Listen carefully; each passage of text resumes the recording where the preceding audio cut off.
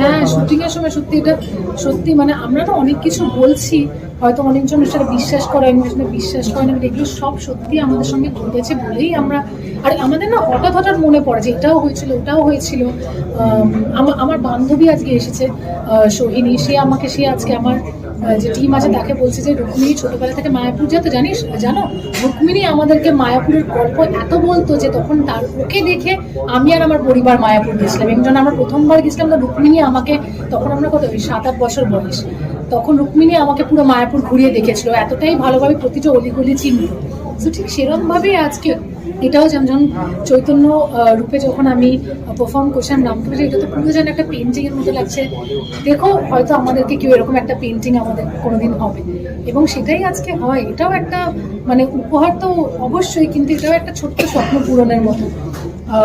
এবং আজকে একটা রেকর্ড লঞ্চ হলো বিনোদিনীর, যেটা বহু বছর হয়তো কোনো বাংলা সিনেমা হয়নি, বা কত বছর আগে হচ্ছে সেটা আমার সত্যিকারে সেভাবে আমার নলেজে নেই। কিন্তু এইটা আমি দেখি, আমার জেনারেশন হয়তো সেরকমভাবে দেখি না। মানে এটা আমি দেখেছি যে অনেকজনের বাড়িতে রাখা আছে, কিন্তু আমাদের কোনো গান বা আমি কখনো প্লে করে দেখি।